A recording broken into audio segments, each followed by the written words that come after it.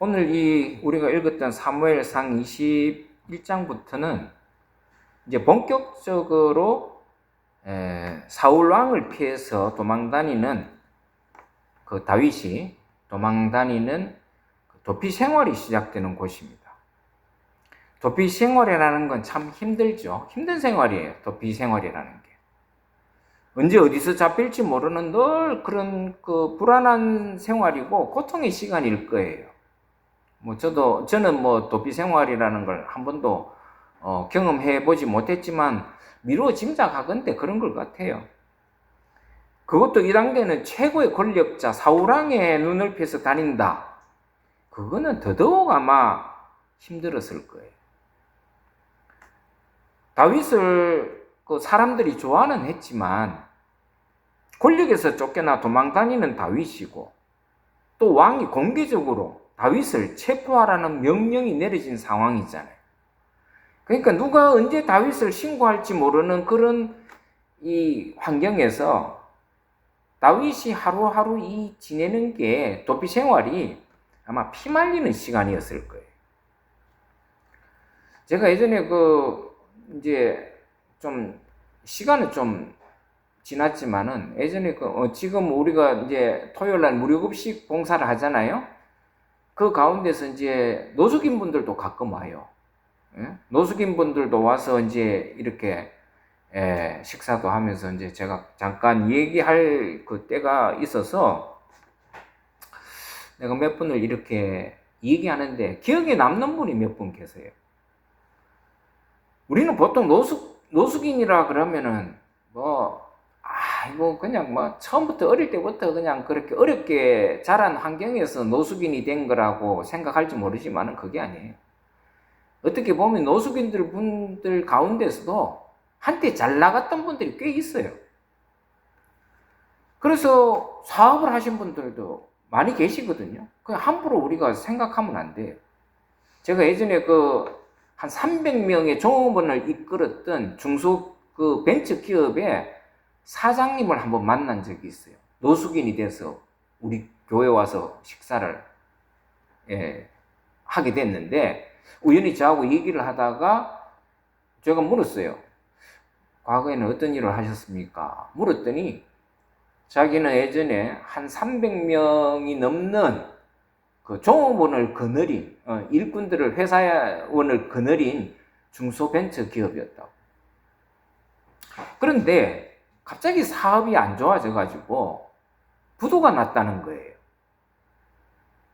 그래서 그 사업이 부도가 나서 가족과도 이별하고 원치 않는 이별을 하고 그래서 채권자들을 피해서 모든 것을 다 버리고 부인하고도 이별하고 가족하고 이제 완전히 땀을 닦고 살게 된 노숙자였어요.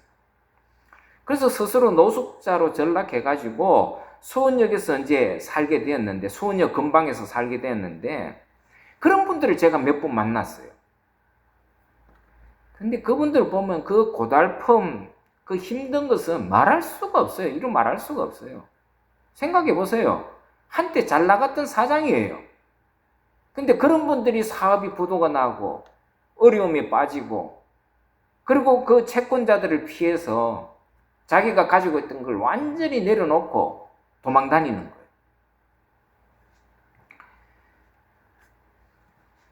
그래도 오늘 이렇게 보면은 그런 사람들의 목숨을 찾는 사람은 없었잖아요. 없어요. 사업이 부도 나가고 도망간다고 해서 저 사람 잡아가 죽여라. 요즘은 그런 거는 없잖아요. 최소한. 그러나 지금 다윗의 도피 생활은 그냥 죽음과 매일매일 죽음의 위협에 매일매일 놓여서 살아가는 상황이다. 얼마나 하루하루가 피말리는 상황이었겠어요. 잡히면 죽는 거예요. 이제 그런 와중에서 이제 사울왕의 죽음을 피해서 이제 도피 생활을 시작하는 와중에서 이 다윗이 처음으로 찾아간 곳이 있어요. 오늘 여기 성경에 보면은 노비라는 땅에 피신을 하죠. 노비라는. 근데 왜 하필 노비라는 땅으로 피신했을까? 자기 고향으로 가도 되잖아. 근데 왜 다윗은 하필 노비라는 곳으로 자기 몸을 피했을까? 그 이제 배경을 알면은 우리가 이해가 좀 돼요. 이 노비라는 땅은 제사장들이 주로 살던 곳이에요. 그러니까 제사장의 땅이라고 불리는 곳이 이 노 땅이에요. 그 이스라엘을 이렇게 보면 정치적인 그 중심지는 기브아라는 곳이에요. 예? 정치적인 어떤 그 중심지는 기브아단 말이에요. 우리가 요즘 뭐 그러잖아요. 정치 1번지가 어디예요? 여의도잖아. 예? 정치 1번지 그러면 여의도를 따지죠. 그리고 행정의 1번지가 어디예요? 요즘 떠오르는 곳. 대전 옆에 있는 그 땅 이름이 뭐예요? 행정의 수도가 지금 되어가고 있는 땅. 세종이잖아요. 그렇듯이 기브아는 행정의 정치의 중심이라면은 이 노비라는 땅은 신앙의 중심이에요. 왜? 거기 다 제사장들이 많이 살고 있었거든.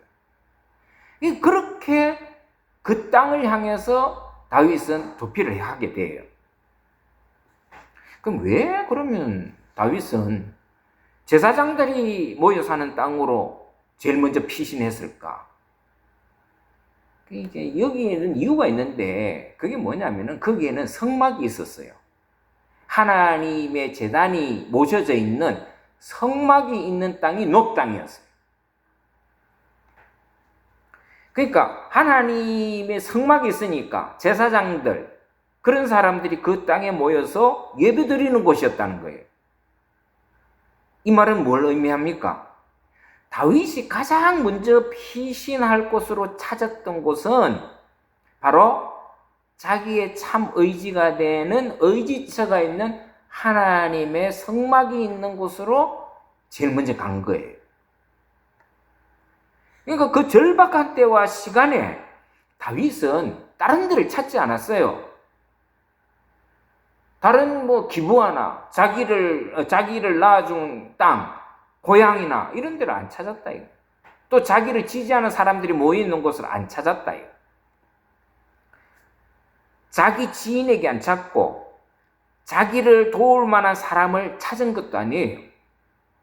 오직 자기를 도우실 분은 누가? 하나님밖에 없다는 것을 다윗은 이 사건을 통해서 이 첫 번째 도피처로 삼았던 이 노비라는 땅을 찾아간 것만 봐도 다윗의 신앙을 알 수 있죠. 그래서 오직 하나님을 가장 먼저 떠올리고 하나님과 가장 가까운 곳이 어딘지를 찾았던 다윗이 노 땅을 찾은 거예요. 그때 이 노 땅에 거하는 이제 제사장 중에서 가장 큰 대제사장이 누구였나? 오늘 여기 성경의 본문에 보면은 아히멜렉이라는 대제사장이 있었어요. 아히멜렉. 이 아히멜렉은 대대로 제사장의 가문이었어요.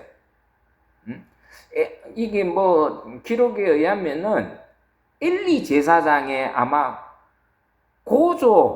엘리 제사장이 고조 할아버지. 그러니까 그 고조에 해당되는 한 4대 정도 되죠. 그죠? 뭐 정조, 고조 이런 얘기니까. 그래서 고조 할아버지가 엘리 제사장으로 보통은 그렇게 알고 있어요. 그러니까 아히멜렉은 오랫동안 그 가문이 대제사장의 가문의 사람이었는데 이 아히멜렉이 다윗을 보고 혼자 온 것을 이상하게 여겨요. 그래서 이제 다윗은 그 왕의 비밀 명령을 지금 수행 중이라고 지금은 내가 혼자 왔다라고 거짓말을 해요. 이 아히멜렉 대제사장에게. 그래서 다윗이 사울 왕을 피해서 다니는 중이고 그런 자신이 노출되면 자신뿐만 아니라 대제사장들과 노 땅에 심각한 문제가 생긴 것을 알았기 때문에 거짓말한 거죠. 그리고 다윗은 자신을 따르는 군사들이 좀 있는데 조만간 이리 올 거다. 그때 좀 도와달라고 거짓말을 한 거죠. 그래서 아히멜렉이 이 제사장이 대제사장이 다윗을 열심히 도와줘요. 특히 오늘 본문에 보면은 먹을 것이 있으면 좀 달라고 하죠. 근데 뭐 먹을 게 없다라는 거예요. 근데 마침 가지고 있는 게 하나 먹을 게 있는데 그게 뭐냐면은 하나님께 바쳐진 진설병, 빵을 의미하거든요. 왜 항상 하나님 성막에 있는 곳에서 매일 하나님께 떡상이 있어서 그게 새로운 떡을 매일매일 이제 바쳐야 되거든요. 그게 이제 규례예요. 그래서 제사장이 하나님께 바쳐진 떡을 진설병이라 그러는데 그 떡을 준 거예요. 다윗과 그 부하들이 나중에 이렇게 주게 되는데 이 아히멜렉이 그런 말을 해요. 이 떡은 거룩한 떡이고 하나님에게 바쳐진 떡인데 이 떡을 원래는 누가 먹냐면은 제사장밖에 못 먹어요. 이 진설병은 하나님께 바쳐진 떡은 제사장밖에 못 먹어요. 그런데 다윗과 그 부하들에게 줄라 그러니 이제 원래는 규례대로 하면 이게 법에 어긋나잖아요. 그런데 아히멜렉이 이런 제안을 해요. 그러면 주기는 주는데 너네들이 정결해서 자유로우면, 그러니까 부정한 짓을 아니하고 너희들이 부정하지 아니하면 먹을 수 있게 내가 내어주겠다. 그렇게 제안을 해요. 그래서 하자가 없는, 부정한 사람이 없는, 모두가 부정한 사람이 이 중에서는 없다. 그러니까 이제 아히멜렉이 다윗과 그 부하들이 그 하나님께 바쳐진 진설병 떡을 이제 먹게 되는 거죠.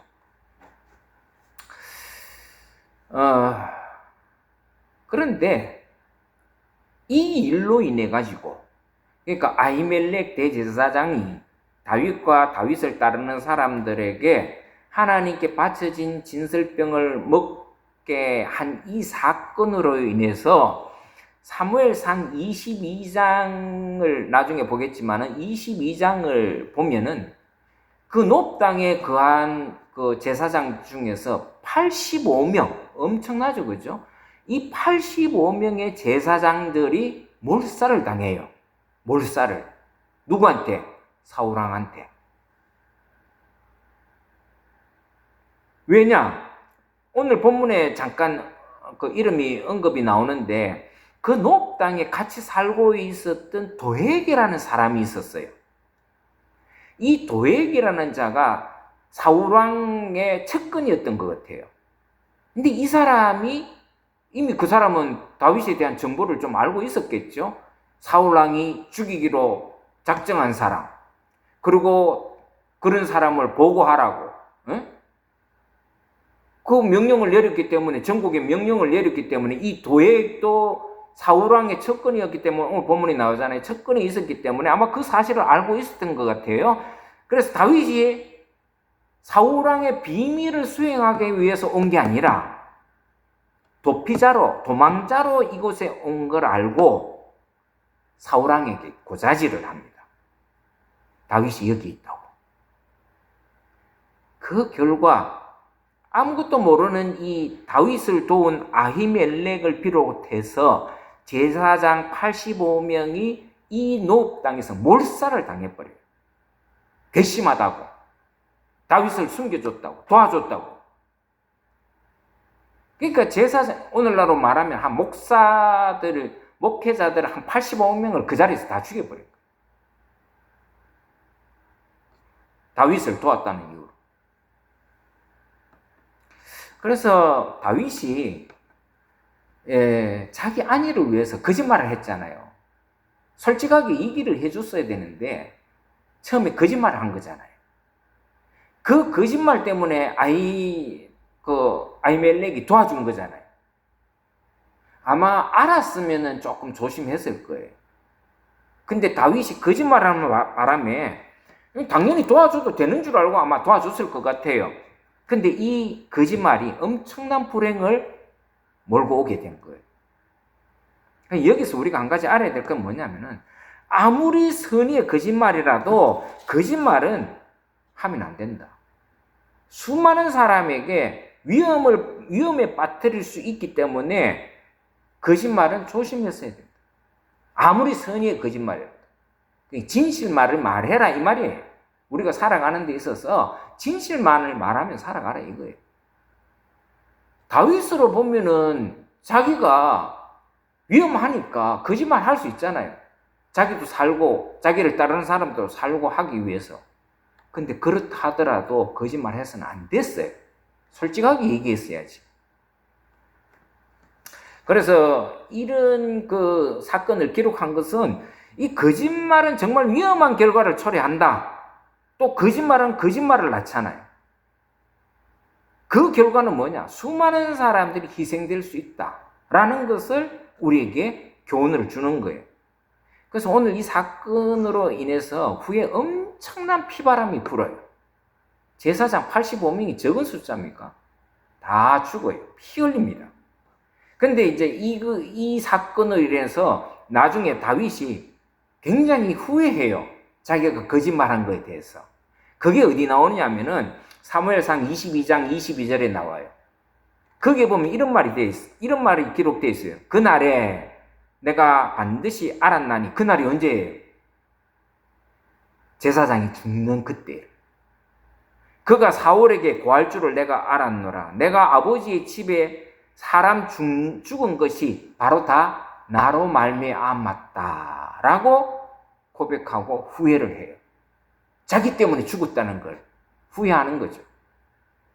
그래서 우리가 거짓말을 조심했어요. 근데 여기서 또 하나의 이제 사건이 터지는데, 그게 뭐냐면은, 아까 전에 제가 말했지만은, 진설병을 먹은 사건이에요. 진설병, 하나님 앞에 바쳐진 떡은 누구만 먹을 수 있다 그랬죠? 제사장만 먹을 수 있다 그랬죠. 그런데, 하나님께 바쳐진 이 빵을 다윗이 굶주린 탓에 먹을 것을 달라고 아히멜렉에 요청하자 아히멜렉이 그걸 보고 불쌍히 여겨서 건네주죠. 이거는 분명히 율례에 어긋난 행위예요. 그러면 안 되죠. 그런데 오직 이 진설병은 제사장만 먹을 수 있는 빵인데 다윗과 그 병사들에게 줬어요. 그 먹으면 안 된다는 규례는 레위기에 나옵니다. 레위기 24장 9절에 보면은 이 떡이 뭐냐면은 하나님 앞에 바쳐진 진설병이에요. 이 떡은 아론과 그 자손에게 돌리고 그들은 그것을 거룩한 곳에서 먹어야 된다. 어디예요? 성막 안에서만 먹어야 돼요. 그 밖으로 들고 나오면 안 돼요. 아무 데나 먹으면 안 돼요. 근데 이 규례를 어기고 다윗과 그 병사들에게 주어서 먹게 한 거예요. 근데 왜 이 사건이 중요하냐? 이게 나중에 예수님께서 그 안식일에 병자를 고쳐준 사건이 있었거든요. 복음서에 보면 예수님께서 안식일에 병자를 고쳐준 사건이 나와요. 그것 때문에 유대인들이 막 예수님을 비방해요. 욕해요. 그래서 안식일에 대한 논쟁이 불거졌어요. 왜냐하면 이스라엘 사람들의 율례에 의하면은 안식일에는 아무것도 하면 안 돼요. 아무것도 하면 안 돼요. 우물에 자기가 기르던 짐승이 양과 염소가 빠졌어요? 구하면 안 돼요. 죽게 내버려야 돼. 심지어 자기 가족이 물에 빠져서 죽을 형편에 있어도 구하면 안 돼. 왜? 그게 율례이기 때문에. 왜? 안식에는 절대로 일하면 안 되는 거죠. 그런데 이게 예수님께서, 그러니까 그런 율례를 가지고 지키는 유대인이다 보니까 예수님께서 안식일에 병자를 고쳐준 거에 대해서 굉장한 그 사람들은 율례를 어겼다고, 하나님의 법을 어겼다고 예수님을 몰아쳐요. 그러니까 이게 뭐냐면은 그 문제 때문에 예수님께서 이 사건을 얘기하는 거예요. 다윗 봐라.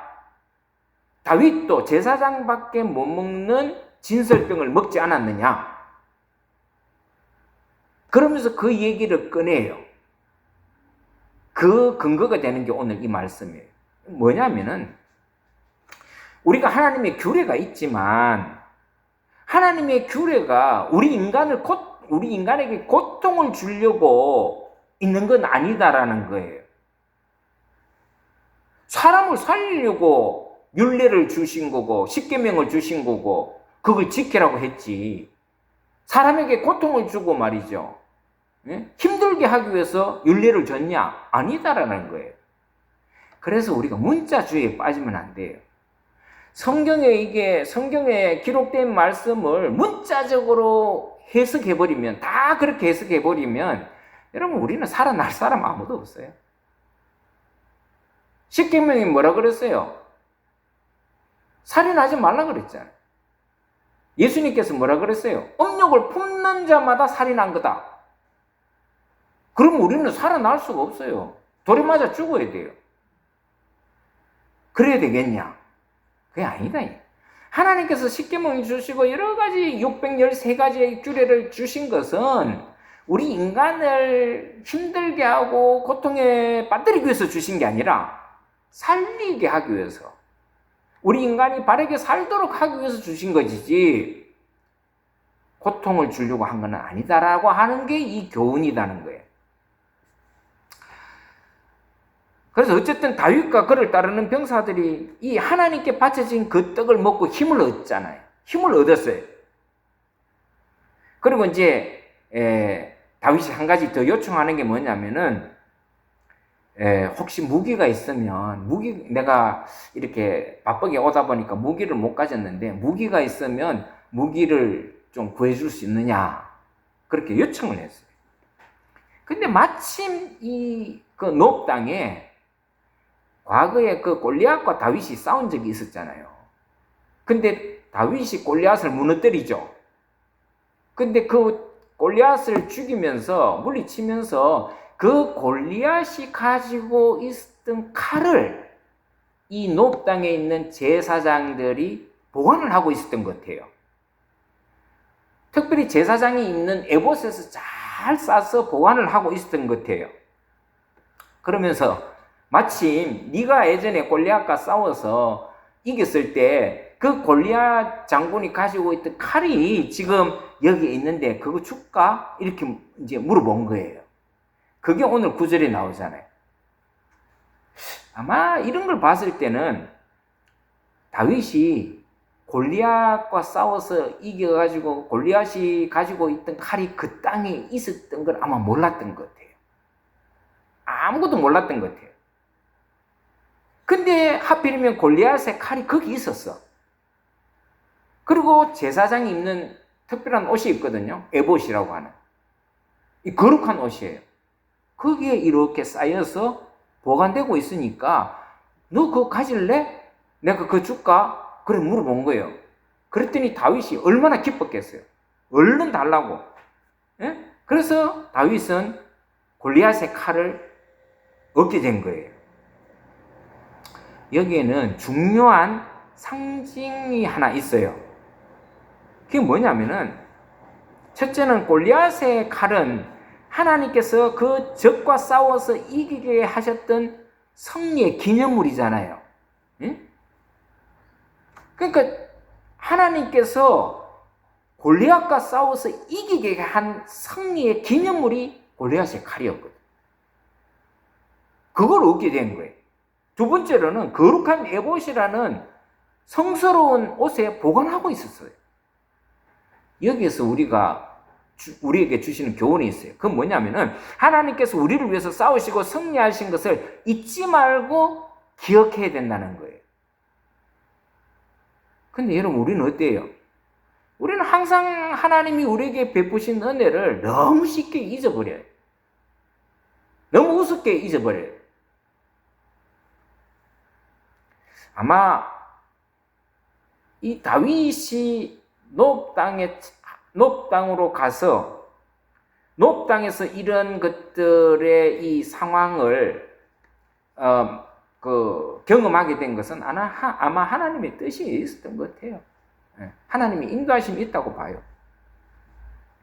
그래서 이 칼로 다윗은 지난 하나님의 은혜를 아마 다시 기억하게 됐을 수도 있어요. 아, 그렇지.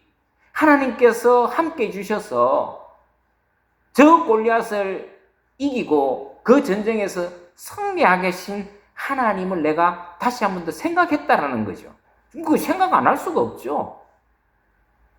그리고 자기가 지금 당하는 이 어려운 난관과 시험을 그 칼로 인해서 이제 이 어려운 난관을, 이 고난을 헤쳐나갈 아마 힘을 얻었을 거 아닌가. 뭐 충분히 짐작할 수 있는 거죠. 그렇지 않아요? 그래서 우리도 이 사건을 보면서 우리가 기억해야 될 게 있어요. 그게 뭐냐면은 하나님께서 우리가 어렵고 힘들 때 주신 은혜를 쉽게 잊어버리면 안 된다. 항상 기억해야 된다. 그 기억할 이유가 바로 여기 있는 거예요. 다윗이 그 칼을 보면서 하나님의 은혜를 이거 기억하는 거는 당연한 일 아니겠어요? 그리고 우리가 성경을 보면서 하나 나타나는 특징을 볼 수 있습니다. 그건 뭐냐면은, 이것도 아주 중요한 교훈인데, 그게 뭐냐면은, 아무리 위대한 영웅이라고 할지라도 그들에게는 흠결이 있었다라는 거예요.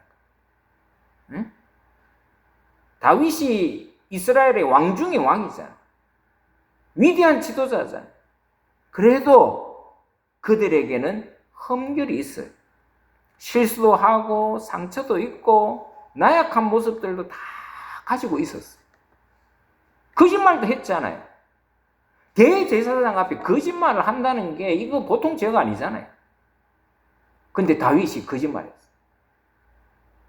또 나중에 보면은 다윗은 자기에게 충성하는 우리아의 아내 바세바를 취하고 그 남편을 전쟁터에 보내갖고 죽게도 만들어요. 그러니까 여러분, 우리가 다윗의 수지수는 너무 많아요. 헤아리기 어려워요. 우리가 지금 생각할 때 다윗은 용서할 수 없는 짓을 많이 했어요. 솔직하게. 그러면 모세는 실수가 없었냐? 모세도 실수 많이 했어요. 그러니까 이게 뭐냐면은 우리 인간 모두는 그런 우리가 영웅시 취급하는 사람들도 다 나약한 모습들을 가지고 있었다. 그리고 그런 영웅들이지만은 그들이 가지고 있는 이 아픈 점 숨기지 않았다는 거예요. 여러분, 그래서 성경에 보면은 부끄러운 모습을 가진 사람이 참 많이 기록이 되어 있어요. 또 부끄러운 역사들이 많이 기록되어 있어요. 숨기고 싶고 없애고 싶고 기억하고 싶지 않는 일들이 참 많이 기록되어 있어요. 성경이 하나님 말씀이잖아요. 거룩한 하나님의 말씀인데 그 말씀을 이렇게 보면 기억하고 싶지 않는 일이 너무 많이 기록되어 있어요. 솔직히 저 같으면은 이런 그 부끄러운 기록, 흑역사 다 지워버렸을 거예요. 예? 그렇지 않습니까? 그런데 하나님은 하나 남김없이 다 기록하라고 하는 거예요. 그 어떤 때는 성경에 보면 진짜 낯뜨거운 장면도 많이 나와요. 근데 성경의 위대함이 바로 여기 있어요. 성경은 그래서 진실하다라고 하는 거예요. 그리고 역사의 중요성을 말씀하고 있는 거예요. 여러분 한번 생각해 보세요. 감추고 싶고 없애면 더 훌륭한 영웅으로 남을 수 있지 않겠습니까? 그런 흠결을 싹 지우면 다윗은 더 위대한 왕으로 남을 수 있었어요. 근데 여러분, 하나님은 그렇게 하지 말라고 그랬어요. 다 기록해놔라. 왜요? 그게 우리 인간이라는 거예요. 누구나 완벽한 인간은 없다.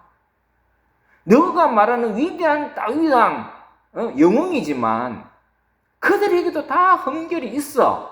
너도 마찬가지야.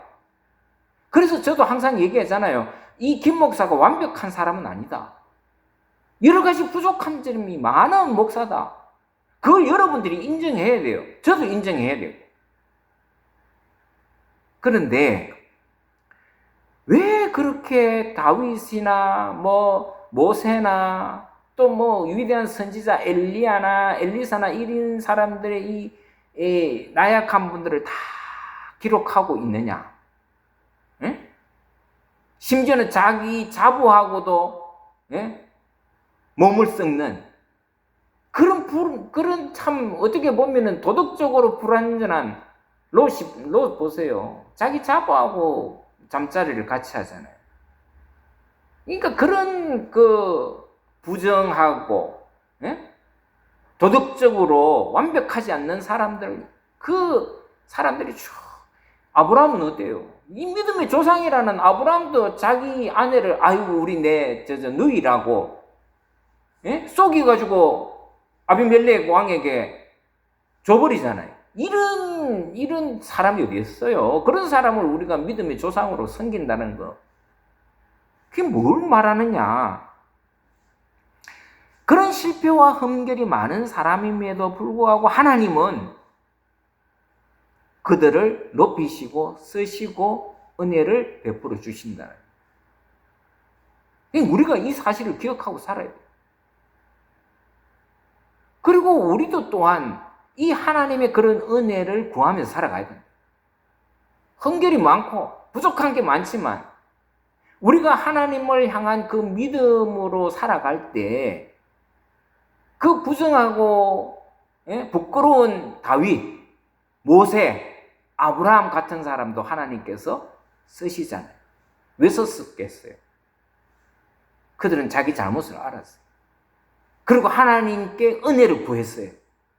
그리고 하나님에 대한 믿음을 지켰어요. 그런 사람을 하나님께서 쓰셨다라.